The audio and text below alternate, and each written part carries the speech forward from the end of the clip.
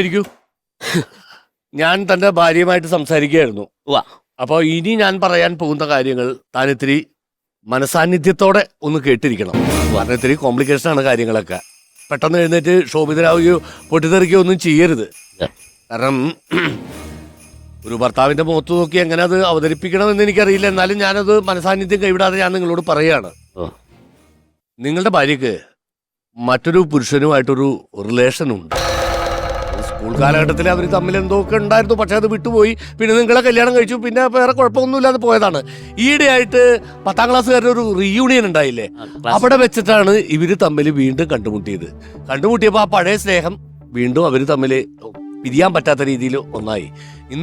ഇന്ന് രാത്രി പുള്ളിക്കാരൻ്റെ കൂടെ ഇറങ്ങി പോകാൻ വേണ്ടി നിൽക്കുകയാണ്.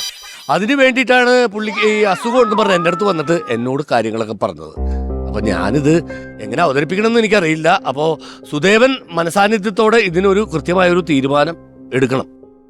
പൊക്കോട്ടെ സാറേ. അല്ല പൊക്കോട്ടെ. അല്ല, നിങ്ങളുടെ കല്യാണം കഴിഞ്ഞിട്ട് എത്ര വർഷമായി? 10 കൊല്ലായി. 10 വർഷമായിട്ട് നിങ്ങൾ ഒരുമിച്ച് ജീവിച്ചിട്ട് തന്റെ സ്വന്തം ഭാര്യ വേറൊരുത്തന്റെ കൂടെ പോകുന്നു എന്ന് പറയുമ്പോ പൊക്കോട്ടെ എന്നാണ് പറയണത്. രോഗി ഇച്ഛിച്ചതും വൈദ്യം കൽപ്പിച്ചതും പാലെന്ന് പറഞ്ഞ പോലെ എനിക്കും ഇങ്ങനെ ഒരു കാര്യം പറയാൻ വേണ്ടിട്ട് തുടങ്ങിയതായിരുന്നു ഞാൻ. എന്ത്?